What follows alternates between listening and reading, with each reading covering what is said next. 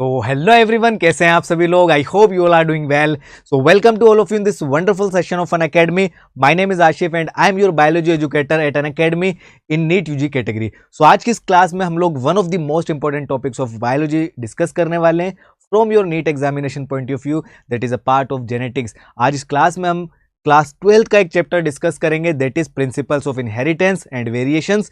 आज इस चैप्टर का लेक्चर नंबर 1 है, जिसके अंदर हम लोग इसके इंट्रोडक्शन के बारे में समझेंगे, इसकी डिफरेंट इंपॉर्टेंट टर्म्स के बारे में समझेंगे, ताकि आगे जाकर के इस चैप्टर के अंदर वो टर्म्स आपको परेशान ना करे।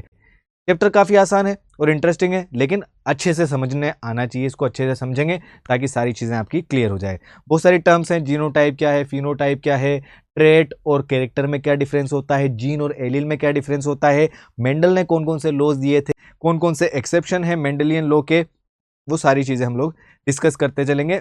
बट लास्ट तक, लेक्चर के एंड तक बने रहना, क्योंकि बहुत सारी चीजें हैं जो आपको एंड में जाने के बाद समझ में आएगी। और आपको अगर ये लेक्चर हमारे पसंद आ रहे हो तो इस वीडियोस को जो है लाइक्स करें, इन पे कमेंट करें, ज़्यादा से ज़्यादा शेयर करें और चैनल को सब्सक्राइब करें। आपके दिए गए हुए लाइक्स हमारे लिए एनर्जी का, एटीपी का काम करते हैं। ओके, चलिए स्टार्ट करते हैं आज के हमारे सेशन को। That is genetics. जेनेटिक्स होता क्या है? हमारे आसपास में अगर ऑब्जर्व करें तो जितने भी लिविंग ऑर्गेनिज्म हैं सब अपने ही जैसे दूसरे लिविंग ऑर्गेनिज्म को प्रोड्यूस करते हैं। फॉर एग्जांपल, एक जो एलिफेंट होता है वो एक बेबी एलिफेंट को प्रोड्यूस करता है ना। एनसीईआरटी की डिट्टो लाइन जो है आपके सामने बोल रहा हूँ। क्या आपने कभी सोचा है कि एक एलिफेंट बेबी एलिफेंट को ही क्यों प्रोड्यूस करता है? क्यों एक मैंगो प्लांट का सीड एक दूसरा मैंगो का ही प्लांट बनाता है? नीम का क्यों नहीं बना देता? यहाँ पर एलिफेंट ने डॉग के बेबी को प्रोड्यूस क्यों नहीं कर दिया, और डॉग का बेबी एलिफेंट का बेबी क्यों नहीं प्रोड्यूस कर देता? क्या सोचा है कभी? नहीं। तो देयर इज समथिंग। मान लीजिए कि इस एलिफेंट से इस बेबी एलिफेंट के अंदर जो इंफॉर्मेशन ट्रांसमिट हो रही है, तो देयर इज समथिंग जो इंफॉर्मेशन को लेकर के जा रहा है। इस जनरेशन से इस जनरेशन में कोई तो चीज होगी ऐसी। आगे हम बात करेंगे कौन सी वो चीज होती है, मेंडल ने उस चीज का क्या नाम बोला था। ऐसे ही इस सीड के अंदर पूरी की पूरी इंफॉर्मेशन एक प्लांट बनाने की, तभी तो ये सीड प्लांट बना पा रहा है, और वही प्लांट बना पा रहा है जिसका ये सीड है। ओके, तो अभी हम बात करेंगे कि जेनेटिक्स क्या होता है, किस तरीके से हम इसको डिफाइन करते हैं। मान लीजिए ह्यूमन बीइंग से जो बेबी होता है वो अपने माता पिता के जैसा तो दिखाई देता ही है, मतलब नाक नक्शा बिल्कुल पता लग जाएगा कि ह्यूमन बीइंग है, लेकिन क्या वो एग्जैक्ट कॉपी होता है? नहीं। There is difference between offspring and parents. Even human beings के एक ही कपल के, एक ही पेरेंट्स के जितने भी ऑफस्प्रिंग्स होते हैं, जितने भी प्रोजेनीज होती हैं, उनमें भी तो आपस में डिफरेंस आता है। क्या आपके भाई बहनों के अंदर कोई डिफरेंस नहीं है? बिल्कुल है। इवन वो बच्चे आपने देखे होंगे जो जुड़वा बच्चे होते हैं, जो ट्विंस होते हैं, उनके अंदर भी तो डिफरेंस आता है, बिल्कुल आएगा, है ना। तो वेरिएशंस भी हैं, बट साथ साथ में सिमिलरिटीज भी हैं। जब कभी आपने नोट किया होगा, जब कभी आप किसी हॉस्पिटल में गए होंगे, जैसे कि आपके मान लीजिए किसी रिलेटिव के बेबी हुआ, तब हॉस्पिटल में जाते हैं ना, देखते हैं, तो सब अपने अपने हिसाब से उस बच्चे को बाकी के रिलेटिव्स में मिलाने में लगते हैं कि इसकी आंख तो इस पे गई है, इसके लिप्स इसके जैसे दिखाई दे रहे हैं, इसके बाल ऐसे हैं, इसके हाथ पैर ऐसे हैं, और इसकी नोज ऐसी है, राइट। तो इतना तो पता है हमें कि वो अपने रिलेटिव्स में मिल रहा है, लेकिन एग्जैक्ट भी तो नहीं मिल रहा, बिल्कुल कॉपी भी तो नहीं है, डिफरेंस तो है ना उसके अंदर। तो जेनेटिक्स के अंदर हम क्या समझते हैं? जेनेटिक्स एक बायोलॉजी की ब्रांच है जो हमें हेरिडिटी और वेरिएशंस के बारे में समझाती है। अब ये दो टर्म को हम समझेंगे आगे, बट फिलहाल हम समझते हैं जेनेटिक्स क्या है। Genetics is the branch of biology that deals with the heredity and variations. तो क्या हो जाएगा ये? It is a branch of biology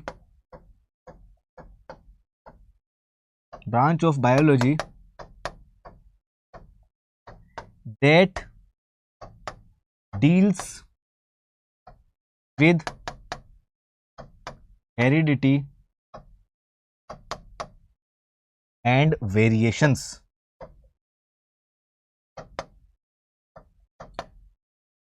अब देखो यहां पर दो टर्म आई है आप लोगों के लिए नई। कौन सी दो टर्म है?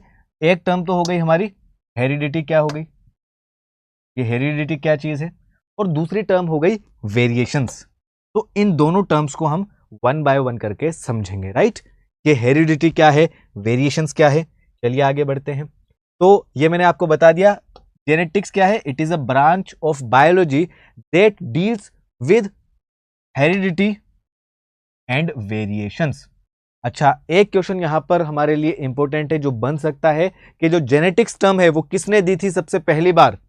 तो the term genetic was given by William बेटेसन। कब दी थी? 1906 में, 1906 में। ओके, तो ये क्वेश्चन भी आ सकता है जैसे कि हमने यहां पर आप लोगों के लिए लगाया हुआ है। देखिए क्या क्वेश्चन है, the term genetics was coined by, ये जो टर्म है जेनेटिक्स की किसने दी? विलियम बेटेसन ने। और अगर क्वेश्चन आ जाए कब दी थी तो आप बोलोगे 1906 में, 1906 में। ओके, आई होप क्लियरली आपको समझ में आ रहा है। थिकनेस थोड़ी सी बढ़ा लेते हैं पेन की। चलिए अब देखो हेरिडिटी क्या होता है। ये पेरेंट्स हैं, ये P1 P2, ठीक है।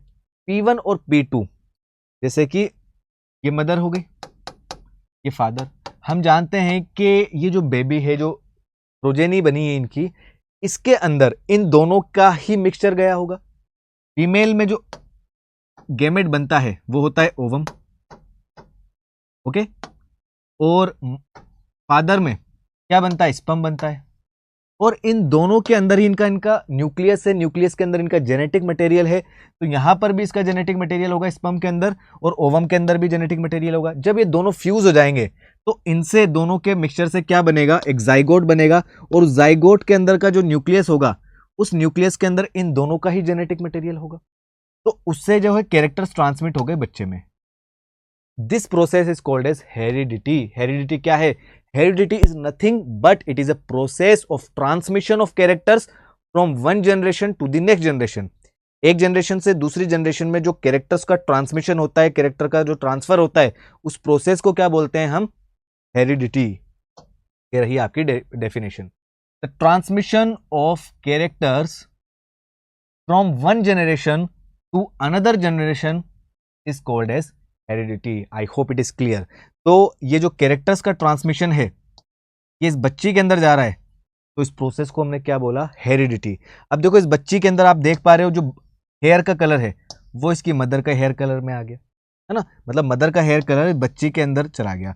हो सकता है ऐसे ही दूसरा कोई कैरेक्टर फादर का गया हो। तो ये कैरेक्टर्स का ट्रांसमिशन ही तो है जो एक जनरेशन से दूसरी जनरेशन में जा रहा है, इज कॉल्ड एज हेरिडिटी। आगे बढ़ते हैं, अब बात करते हैं वेरिएशंस क्या है ना। मान लीजिए आप किसी शॉप पे जाते हैं, आपको चाहिए शूज, और उस शूज की शॉप पे जाके आप बोलते हैं कि भैया मुझे क्या दिखाओ? आप शूज दिखाइए। जैसे कि ऑफलाइन में हम करते हैं, आजकल तो ऑनलाइन मंगा लेते हैं, लेकिन पहले के टाइम पे है ऑफलाइन होता था। आज भी शॉप्स तो मिलती है आपको। आप वहां पर गए तो क्या उस पूरी दुकान के अंदर एक ही शूज होते हैं? मल्टीपल्स होते हैं।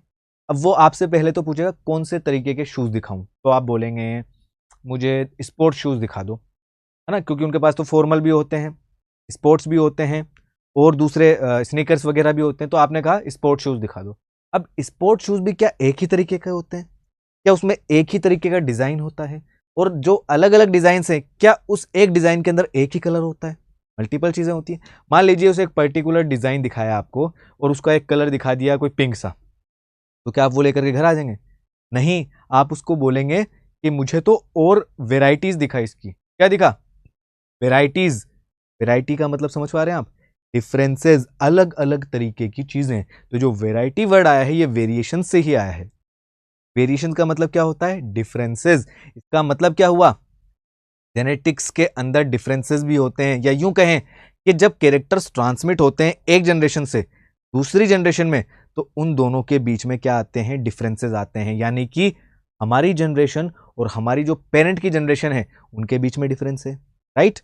हम में और हमारे जो सिबलिंग्स हैं, हमारे जो भाई बहन हैं, में डिफरेंस है। या यूं कहें कि जितने भी ह्यूमन बींग्स की स्पीशीज के अंदर जितने भी मेंबर्स हैं सब एक दूसरे से डिफर करते हैं, सब एक दूसरे से कुछ ना कुछ डिग्री पे तो अलग हैं, डिफरेंस तो है ही है। तो उन डिफरेंसेस को हम क्या बोलते हैं? वेरिएशंस। अब वो वेरिएशंस यहां पर एक स्पीशीज के सभी मेंबर्स के अंदर हो सकता है, या एक जनरेशन से दूसरी जनरेशन के अंदर के जो ऑर्गेनिज्म है उनके अंदर हो सकता है, या एक जनरेशन के जो सिबलिंग्स हैं, एक ही पेरेंट की जो सिबलिंग्स है, जो भाई बहन है, उनके अंदर जो डिफरेंस है वो भी वेरिएशन होता है। तो देखिए क्या होता है variation. Variation is the difference between the individuals of same species and also between the offsprings of the same parent।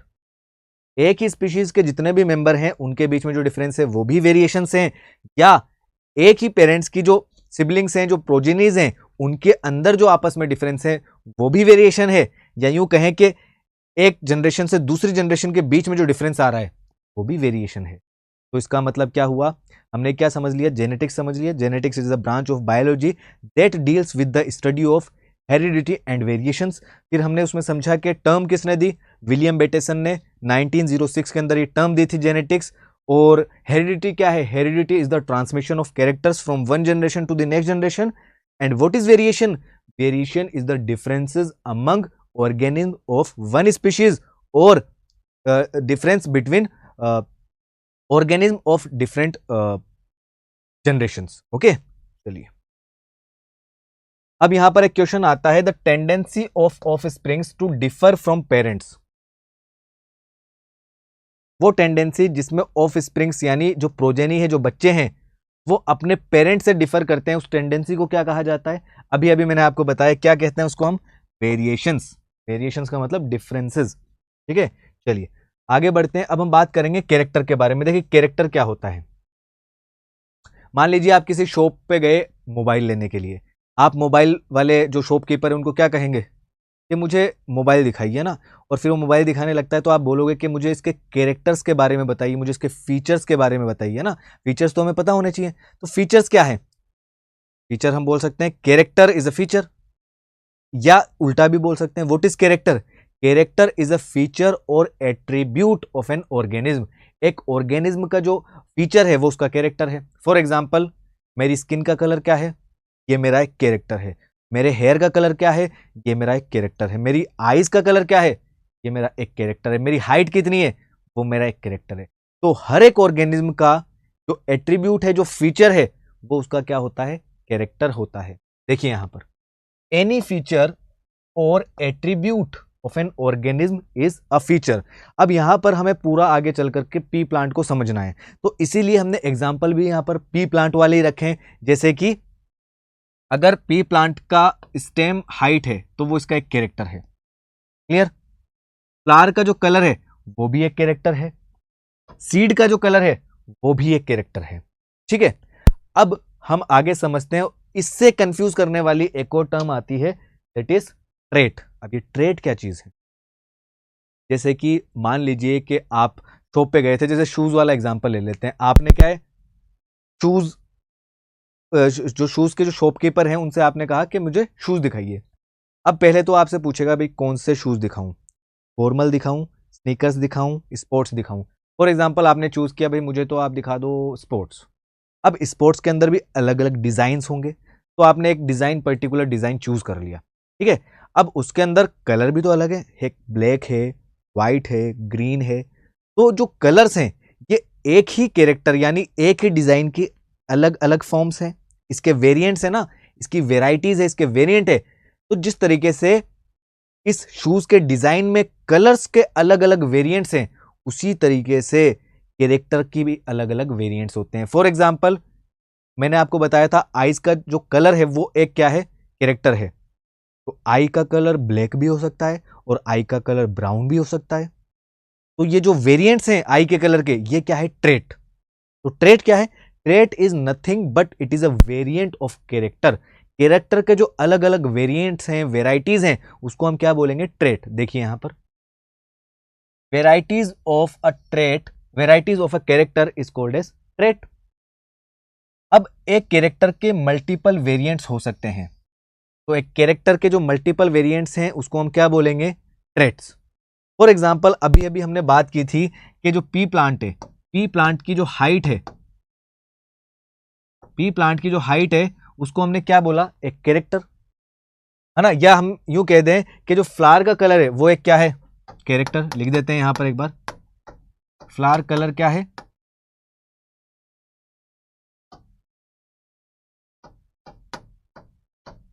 वो एक कैरेक्टर है। या हमने कहा कि जो सीड का कलर है वो भी क्या है, एक कैरेक्टर। तो हमने एक साइड में सारे के सारे कैरेक्टर को रख लिया, ये सारे क्या है, नीचे कैरेक्टर। ठीक है, अब जो प्लांट की हाइट है, क्या सभी प्लांट एक जैसे होते हैं, क्या उनकी हाइट बराबर होती है? नहीं, कुछ प्लांट लंबे होते हैं, कुछ प्लांट छोटे होते हैं। तो प्लांट की जो हाइट है ये दो तरीके की हो सकती है।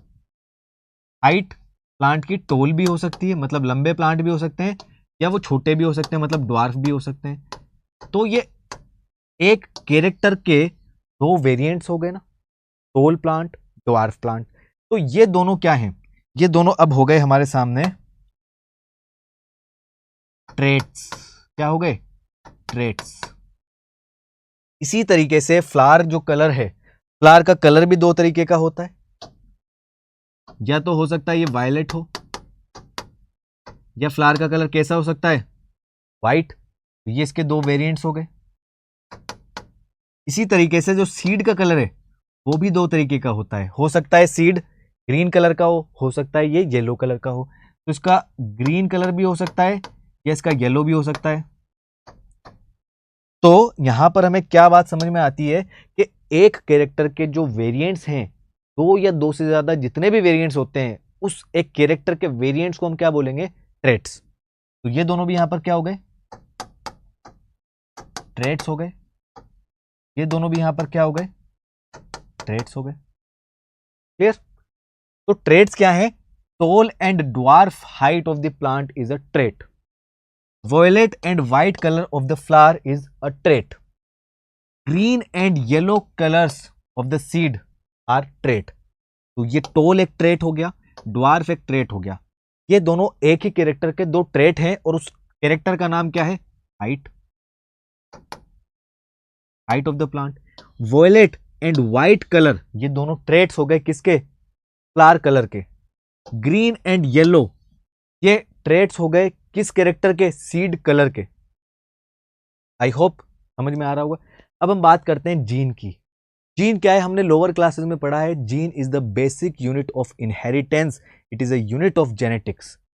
एक जनरेशन से, फॉर एग्जाम्पल एक जनरेशन है हमारी पेरेंटल जनरेशन, जिसमें P1 है प्लस P2 है।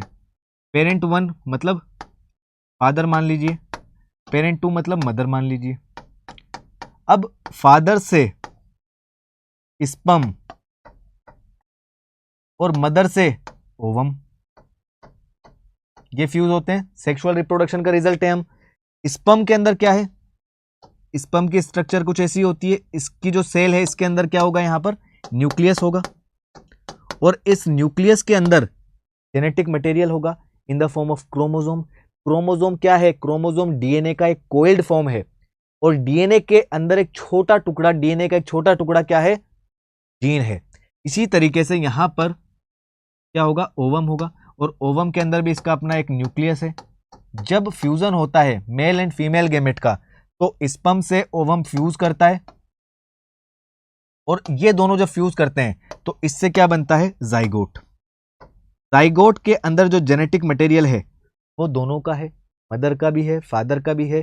तो जो ऑफस्प्रिंग के अंदर जो कैरेक्टर जाएगा वो दोनों का मिक्सचर ही तो जाएगा। तो यहां पर जीन क्या है? Gene is a small part of DNA that control a particular character. Gene DNA का एक छोटा ऐसा टुकड़ा होता है जो उस ऑर्गेनिज्म का कोई एक कैरेक्टर कंट्रोल करता है। फॉर एग्जाम्पल मेरे हेयर का कलर कैसा है? ये एक जीन कंट्रोल करेगा। मेरी आई का कलर एक जीन कंट्रोल करेगा, मेरे स्किन का कलर एक जीन कंट्रोल करेगा, मेरी हाइट एक जीन कंट्रोल करेगा। ठीक है, इसी तरीके से पी प्लांट का जो हाइट है वो एक जीन कंट्रोल करेगा, उसके सीड का कलर एक जीन कंट्रोल करेगा, उसके सीड का शेप भी एक जीन कंट्रोल करेगा। मतलब हर एक कैरेक्टर के लिए एक जीन होता है। ठीक है, तो यहां पे देखिए आप, basic unit of inheritance and it is located on chromosome. Chromosome के ऊपर एक स्पेसिफिक लोकेशन के ऊपर ये लोकेटेड होते हैं। Mendel has used the term factor. Mendel ने जब अपने एक्सपेरिमेंट्स परफॉर्म किए थे पी प्लांट के ऊपर, तो उस टाइम पे जीन डिस्कवर नहीं हुआ था, लेकिन मेंडल को पता था कि कोई ना कोई ऐसी चीज तो है जो इन कैरेक्टर्स को नेक्स्ट जनरेशन में पास कर रही है। तो उसने वहां पर फैक्टर वर्ड का यूज किया था, जो कि बाद में उसको डिस्कवर करने के बाद उसका नाम जीन रखा गया। चलिए आगे बढ़ते हैं। अब हम बात करते हैं एलील क्या है। मैंने अभी आपको बताया हर एक ऑर्गेनिज्म के अंदर एक कैरेक्टर को कंट्रोल करने के लिए there is a gene. For example मेरी आई का कलर एक जीन कंट्रोल करेगा, लेकिन आई का कलर जीन कंट्रोल करेगा। अब आई के अंदर अलग अलग वेराइटीज हो सकती। फॉर एग्जाम्पल, आई का कलर या तो हो सकता है ब्लैक हो, या हो सकता है ब्राउन हो, और बहुत रेयर केस में ब्लू भी होता है। ठीक है, तो जिस तरीके से एक जीन एक कैरेक्टर को कंट्रोल कर रहा है, उसी तरीके से मैंने अभी आपको बताया था कि आई का कलर तो एक कैरेक्टर है, लेकिन आई के अंदर ब्लू या ब्लैक कलर होना एक ट्रेट है।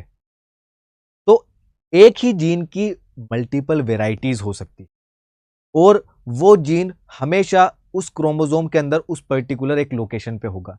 फॉर एग्जाम्पल, हमारी जो बॉडी है बिलियंस ऑफ सेल की बनी हुई है। किसी भी सेल के अंदर अगर हम हमारे क्रोमोसोम को निकालें और उस क्रोमोसोम के अंदर मान लीजिए कोई पार्ट है नंबर 3, उस 3 नंबर की लोकेशन पे अगर हम जीन को देखते हैं, तो फॉर एग्जाम्पल वो जीन हमारी आई के कलर को कंट्रोल करता है। तो हम किसी और सेल के, हमारी ही बॉडी की किसी और सेल के, या ह्यूमन बींग्स में किसी भी ह्यूमन बींग स्पीशीज के अंदर, किसी भी ऑर्गेनिज्म के अंदर अगर हम क्रोमोसोम के अंदर 3 नंबर लोकेशन पे देखेंगे, तो वो आई के कलर को ही कंट्रोल करेगा। लेकिन जरूरी नहीं है उस जीन के अंदर जो एलील है वो सेम हो सकता है किसी एक ऑर्गेनिज्म के अंदर वो ब्लैक आई बनाने वाले एलील प्रेजेंट हो वहां पर, हो सकता है किसी और ऑर्गेनिज्म में वहां पर ब्राउन कलर रिप्रेजेंट करने वाला एलील हो। ठीक है, तो allele is nothing but it is a variant of a particular gene. देखिए यहां पर, it is alternative form of a gene and it is called as allele. मतलब एक जीन की वेराइटीज, एक जीन के वेरिएंट्स को हम क्या बोलेंगे? एलील। जिस तरीके से कैरेक्टर के 2 ट्रेट्स है, उसी तरीके से जीन के मल्टीपल एलील्स हैं या 2 एलील्स हैं। There are 2 alleles of a gene which govern the expression of a pair of contrasting character. अब देखो, ज्यादातर क्या होता है, एक जीन के 2 एलील्स होते हैं जो डिफरेंट ट्रेट को कंट्रोल करता है। फॉर एग्जाम्पल, एलील 1 हमारी आई के ब्लैक कलर को कंट्रोल करेगा, एलील 2 हमारी आई के ब्राउन कलर को कंट्रोल करेगा। ठीक है, for example, blue colour and black colour of I R 2 alleles of the I colour gene. I colour gene के 2 एलील्स हो गए, एक तो ब्लैक को कंट्रोल करेगा और एक करेगा ब्लू कलर को। क्लियर? चलिए अब हम बात करते हैं होमोजाइगस एंड हेट्रोजाइगस क्या होते हैं। देखिए, जैसे मैंने अभी आपको बताया, एक जीन की 2 वेरिएंट्स हैं जिनको हमने बोला एलिल्स। अगर वो दोनों एलिल्स सेम हैं तो उसको हम बोलते हैं होमोजाइगस कंडीशन। फॉर एग्जाम्पल, अगर किसी ऑर्गेनिज्म के अंदर 2 एलिल्स हैं, जैसे कि अगर हम बात करें आई कलर जीन की, आई कलर जीन। अब मान लीजिए ये जो आई कलर का जीन है ये 2 वेरिएंट्स में आता है। एक तो हो सकता है कैपिटल बी और एक होता है स्मॉल बी। मान लीजिए ये वाला जो है ये ब्लैक कलर को कंट्रोल कर रहा है और ये ब्राउन कलर को कंट्रोल कर रहा है। ठीक है, अगर ये दोनों साथ आ जाते हैं, मतलब ये वाली कंडीशन, तो ये दोनों सेम नहीं है, ये दोनों अलग अलग है। इसको हम बोलेंगे हेट्रोजाइगस कंडीशन। और मान लीजिए अगर एक ऑर्गेनिज्म के अंदर दोनों ही ब्लैक वाले हैं, कैपिटल बी, तो दोनों एलिल्स या दोनों वेरिएंट सेम हो गए, तो उसको हम बोलेंगे होमोजाइगस। मतलब अगर एक ऑर्गेनिज्म के अंदर या एक ऐसी कंडीशन जिसमें दोनों वेरिएंट्स ऑफ एलिल या 2 एलिल्स सेम हो, तो उसको हम बोलेंगे होमोजाइगस। और एक ऐसी कंडीशन जिसमें दोनों एलिल्स डिफरेंट हों, तो उसको हम बोलते हैं हेट्रोजाइगस कंडीशन। देखिए, a condition in which the both alleles of a gene are similar in diploid organism. Pea plant के अंदर हम लोग पढ़ेंगे कि जो टी है, कैपिटल टी, वो टॉलनेस को रिप्रेजेंट करता है, और जो स्मॉल टी है वो ड्वार्फनेस को रिप्रेजेंट करता है। तो अगर किसी टाइम पे ये कंडीशन आ जाती है किसी एक प्लांट के अंदर, दोनों तरीके के एलिल सेम है, तो इसको हम होमोजाइगस कंडीशन बोलेंगे। इसी तरीके से अगर स्मॉल टी भी है तो उसको भी हम होमोजाइगस कंडीशन बोलेंगे। इसका ऑपोजिट देखिए, a condition in which 2 alleles of the gene are dissimilar. अगर एक ही जीन के दोनों एलिल्स अलग अलग हैं तो उसको हम बोलेंगे डिसिमिलर या हेट्रोजाइगस कंडीशन।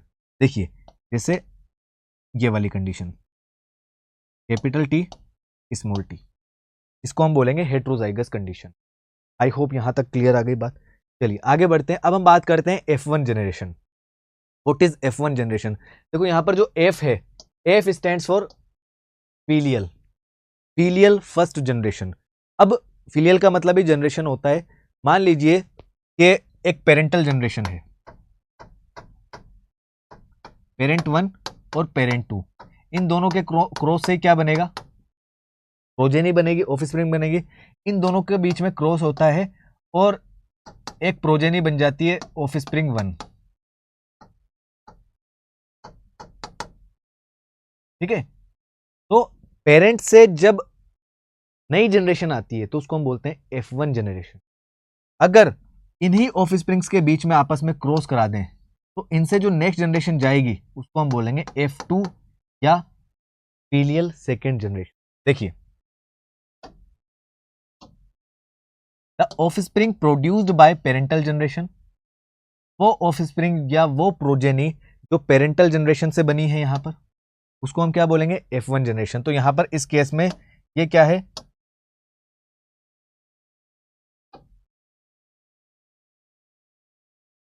ये क्या है? F1 generation. और F1 जनरेशन के जो ऑर्गेनिज्म है वो अगर आपस में क्रॉस करके जिन ऑर्गेनिज्म को बनाएंगे उन ऑर्गेनिज्म को हम बोलेंगे F2 जनरेशन। ओके, देखिए F2 generation, second filial generation, the offspring produced by F1 generation. F1 generation से जो ऑफस्प्रिंग बनेंगे उसको क्या बोलेंगे? F2 generation. अब हम बात करते हैं डोमिनेंट एलील की। ऐसा एग्जाम्पल इमेजिन कीजिए जैसे कि मान लीजिए कोई रिलेटिव के आपके बेबी हुआ। अब है ना, मान लीजिए उसकी आई का कलर ब्लू है, जबकि आई का कलर ना तो मदर का ब्लू है ना फादर का ब्लू है, लेकिन अंकल का ब्लू है और दादा का भी ब्लू है।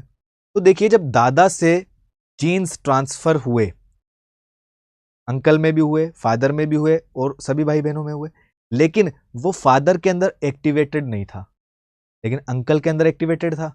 अब वो डीएक्टिवेटेड जीन नेक्स्ट जनरेशन में गया और वो बेबी हुआ, उसके अंदर एक्टिवेट हो गया, तो वो क्या हो गया? ब्लू कलर एक्सप्रेस करने लग गया। तो यहां पर वो जीन, वो एलिल जो अपने कैरेक्टर को या अपने एक्सप्रेस को इफेक्ट शो करता है, एक्सप्रेस करता है, उसको हम बोलते हैं डोमिनेंट एलिल। जैसे कि मोस्टली जो हमारी आईज होती है वो ब्लैक कलर होती है, कभी कभार ब्राउन हो जाती है ना, तो ब्लैक कलर जो है वो ज्यादा इफेक्टिव है ब्राउन के कंपैरिजन में, इसलिए ब्लैक को हम क्या बोलते हैं? Dominant character. ब्राउन जो है वो मान लीजिए कि पेरेंट्स के अंदर था लेकिन बच्चे में नहीं आया, है ना, गया है लेकिन अपने इफेक्ट को नहीं दिखा रहा है, तो उसको हम बोलते हैं रिसेसिव एलील। देखिए यहां पर any characteristic that appears in F1 generation, वो कैरेक्टर जो F1 जनरेशन के अंदर अपने इफेक्ट को दिखाता है उसको हम बोलते हैं डोमिनेंट एलील। ठीक है, कैरेक्टर को तो बोलेंगे हम डोमिनेंट कैरेक्टर या डोमिनेंट ट्रेट, और उस एलील को जिसकी वजह से वो इफेक्ट आ रहा है उसको हम बोलेंगे डोमिनेंट एलील। जैसे कि अगर हम बात करें पी प्लांट के अंदर टोलनेस वाला कैरेक्टर या टोलनेस वाला ट्रेट एक्चुअल में, तो उसको हम क्या बोलेंगे? ये टोलनेस क्या है? डोमिनेंट ट्रेट हो गया, और वो एलिल जो इसको कंट्रोल कर रहा है वो डोमिनेंट एलिल हो गया। इसी का जस्ट ऑपोजिट रिसेसिव एलिल, वो एलिल जो अपने इफेक्ट को F1 जनरेशन में नहीं दिखा पाता लेकिन F2 जनरेशन में दिखाता है। ठीक है, तो उस ट्रेट को हम बोलते हैं रिसेसिव ट्रेट और उस एलिल को बोलते हैं रिसेसिव एलिल। देखिए यहां पर any characteristic present in the parental generation that does not appear in F1 generation but it reappears in F2 generation। इसको और अच्छे से हम लोग मेंडेलियन जो एक्सपेरिमेंट है वहां पर समझेंगे। ओके, तो जैसे कि ड्वार्फनेस जो ट्रेट है टी प्लांट के अंदर वो क्या है? रिसेसिव ट्रेट, और उसका जो एलिल है फॉर एग्जांपल स्मॉल टी जो है ये एक क्या हो गया? Recessive allele. ओके, और जो कैपिटल टी है वो क्या हो गया? Dominant allele. चलिए अब देखो, इससे रिलेटेड एक क्वेश्चन है हमारे पास में। अ हेट्रोजाइगस प्लांट प्रोड्यूसेस, एक हेट्रोजाइगस प्लांट जैसे कि मान लीजिए ये है। अब हम जानते हैं कि जब भी सेक्सुअल रिप्रोडक्शन में गेमेट्स बनते हैं तो मियोसिस होता है, और मियोसिस के दौरान जो क्रोमोसोम्स होते हैं वो सेपरेट होते हैं, तो जीन्स भी सेपरेट होते हैं वहां पर। देखिए, अब जब मियोसिस होगा तो यहां पर एक गेमेट के अंदर तो जाएगा कैपिटल टी, और एक गैमेट के अंदर जाएगा स्मॉल टी। जबकि अगर होमोजाइगस की बात करें, जैसे कि कैपिटल टी दोनों टाइप के एलील सेम है, तो जब इनके अंदर सेपरेशन होगा तो गैमेट जो बनेगा उसके अंदर एक के अंदर कैपिटल टी और दूसरे में भी कैपिटल टी। अब आप मुझे बताइए यहां पर किस केस में दो डिफरेंट तरीके के गैमेट्स बने, किस केस में बने? इस फर्स्ट वाले केस में। तो हेट्रोजाइगस कंडीशन में मल्टीपल टाइप के गैमेट्स बनते हैं या दो तरीके के गैमेट्स बनते हैं। तो क्वेश्चन देखो, heterozygous plant produces only one kind of gamete. देखो हेट्रोजाइगस ये रहा, क्या एक ही तरीके का गैमेट है? नहीं, गलत बात। Two kinds of gametes each having one allele with equal proportion. क्या ये बात सही है? Two kinds of gamete, yes, दो तरीके के गैमेट्स बन गए। Having each having one allele, दोनों में एक के अंदर एक एलील है इक्वल प्रोपोर्शन में। तो yes, option number B, second option हमारा करेक्ट हो गया। ठीक है, अब हम बात करते हैं मोनोहाइब्रिड क्रॉस। देखो मोनोहाइब्रिड क्रॉस क्या होता है, वैसे हम आगे इसको और डिटेल में समझेंगे मेंडेलियन एक्सपेरिमेंट के अंदर। मोनो मतलब होता है सिंगल, हाइब्रिड का मतलब होता है दो कॉन्ट्रास्टिंग कैरेक्टर, और क्रॉस का मतलब क्रॉस। तो मोनो मतलब सिंगल, तो ये एक ऐसा क्रॉस है जिसके अंदर single pair of contrasting character होते हैं। देखो सिंगल पेयर का मतलब हो गया कि एक ही पेयर, कॉन्ट्रास्टिंग कैरेक्टर का मतलब उस कैरेक्टर के अंदर दो डिफरेंट फॉर्म्स होती है। जैसे अगर मान लीजिए हम यहां पर पी प्लांट का एक तो टॉल प्लांट है और एक ड्वार्फ प्लांट है, सिर्फ अब यहां पर प्लांट का कौन सा कैरेक्टर हुआ, प्लांट की हाइट ली हमने, हाइट के अंदर दो कॉन्ट्रास्टिंग ट्रेट हो गए। ठीक है, एक तो टॉल हो गया और एक हो गया ड्वार्फ। तो बाकी सब चीजें सेम है दोनों प्लांट के अंदर, ये प्लांट P1 हो गया, ये प्लांट P2 हो गया, बाकी सारी चीजें सेम है, लेकिन सिर्फ एक प्लांट की हाइट को छोड़ करके, जिसमें एक प्लांट लंबा है और एक प्लांट बोना है। ठीक है, अगर इस तरीके का क्रॉस कराया जाता है तो इस तरीके के क्रॉस को हम बोलते हैं मोनोहाइब्रिड क्रॉस, जिसमें सिर्फ एक ही कैरेक्टर को कंसिडर किया जाता है। देखिए, a cross in which single pair of contrasting character studied at A time, एक टाइम पे सिर्फ एक ही कैरेक्टर को कंसिडर किया जाता है। जैसे कि इस केस में प्लांट की हाइट को कंसिडर किया गया। For example, it is a cross involving tall and dwarf plant is monohybrid cross. इससे जस्ट बाद में एक आता है डाई हाइब्रिड क्रॉस, जिसके अंदर दो कैरेक्टर्स को कंसिडर किया जाता है, जिनमें एक तो मान लीजिए प्लांट की हाइट हो गई, दूसरा हो सकता है सीड का शेप, सीड का कलर, फ्लावर का कलर। देखिए dihybrid cross, it is a cross involving two pairs of contrasting character, जैसे कि involving round and yellow seeded plant cross with wrinkled and green seeded plant. अब यहां पर एक चीज नोट करो आप, राउंड मतलब सीड की शेप,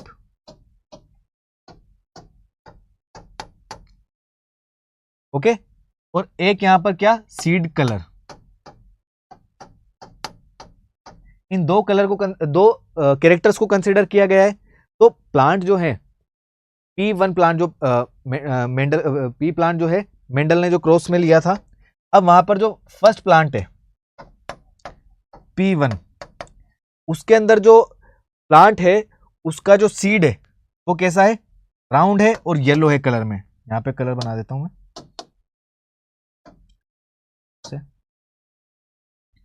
और दूसरा तरीके का जो सीड है वो कैसा, रिंकल्ड एंड ग्रीन है।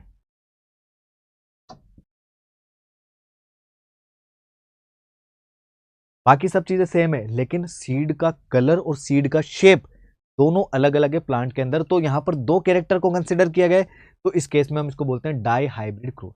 ओके, चलिए आगे बढ़ते हैं। अब हम बात करेंगे फिनोटाइप की। फिनोटाइप क्या होता है, देखिए आप मेरे को देख करके बता पाएंगे कि मेरे हेयर का कलर कैसा है, मेरे आई का कलर कैसा है, मेरी स्किन का कलर कैसा है, मैं बोलता किस तरीके से हूं, मेरी हाइट कैसी है। तो जितने भी कैरेक्टर्स हैं जिसको हम देख करके बता सकते हैं, ऑब्जर्व करके बता सकते हैं, डिटेक्ट करके बता सकते हैं, उस कैरेक्टर को कहा जाता है फिनोटिपिक कैरेक्टर। देखिए यहां पर द फिजिकल और external appearance of the organism regardless of its genetic constitution. अभी मैंने जेनेटिक मटेरियल की बात ही नहीं की, मेरे अंदर कौन सा जीन है ना, लेकिन आप मुझे देख करके बता सकते हो। तो ये मेरा एक्सटर्नल फिजिकल कैरेक्टर हो गया, जिसको ऑब्जर्व करके बताया जा सकता है। जैसे कि tall, dwarf, smooth and wrinkled seed. Tall plant है, आपको दिख रहा है, उसका मतलब नहीं है कि जीन उसमें क्या है। सीड है, स्मूथ है, राउंड है या रिंकल्ड है, देख करके आप बता सकते हो, ये मतलब नहीं उसके अंदर जीन कौन सा है। तो इस तरीके के कैरेक्टर को जिसको देख करके, ऑब्जर्व करके, डिटेक्ट करके बताया जा सकता है, उसको हम बोलते हैं फिनोटाइप। वहीं दूसरी ओर एक आता है जीनोटाइप। जीनोटाइप नाम से पता चल रहा होगा, जीन से रिलेटेड है, ठीक है।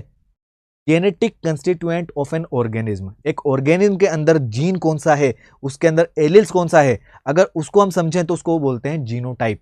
देखो यहां पर, the genetic constitution of an organism, एक ऑर्गेनिज्म के अंदर जेनेटिक सब्सटेंस क्या है, मतलब जीन कौन सा है, एलिल कौन सा है, उसको हम बोलते हैं उसका जीनोटाइप।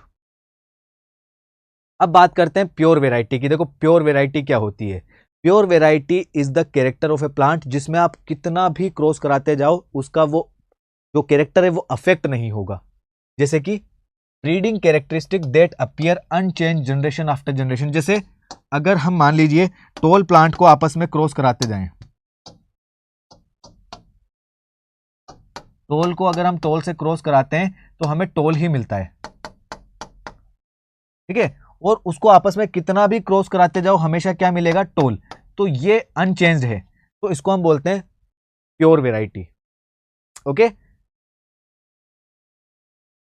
अब हम बात करते हैं what is back cross and what is test cross. ये थोड़ा सा कंफ्यूजिंग है, यहां पर एक चीज आपको याद रखनी पड़ेगी। देखो बैक क्रॉस क्या होता है, जब हम F1 इंडिविजुअल, मैंने भी आपको बताया था, मान लीजिए यहां पर पेरेंटल जनरेशन है, जैसे कि एक टोल प्लांट को हम, टोल प्लांट के अंदर ये जीनोटाइप होता है कैपिटल टी, और जो इसका इफेक्ट होता है वो होता है टोल, ठीक है, डोमिनेंट कैरेक्टर है, और एक तरफ है स्मॉल टी। अगर हम इन दोनों प्लांट को क्रॉस कराते हैं तो हमारे पास में जो F1 जनरेशन आती है उसमें हमें मिलता है कैपिटल टी, स्मॉल टी, ठीक है। ये तो हो गई F1 जनरेशन। अब इस F1 जनरेशन को अगर इन दोनों में से किसी से भी क्रॉस करा दें, या तो हम इसका क्रॉस करा दें इससे, या हम इसका क्रॉस करा दें इससे, तो if the F1 generation is crossed with either dominant or recessive parent, it is called as back cross. F1 generation के प्लांट को या तो डोमिनेंट पेरेंट से या रिसेसिव पेरेंट से क्रॉस कराएं तो उसको क्या बोलेंगे, बैक क्रॉस। टेस्ट क्रॉस के अंदर क्या होता है, टेस्ट क्रॉस में सिर्फ रिसेसिव पेरेंट से क्रॉस कराया जाता है, मतलब सिर्फ इसी से क्रॉस कराया जाएगा। तो if F1 generation is crossed with recessive parent is called as test cross. देखो यहां पे देखना,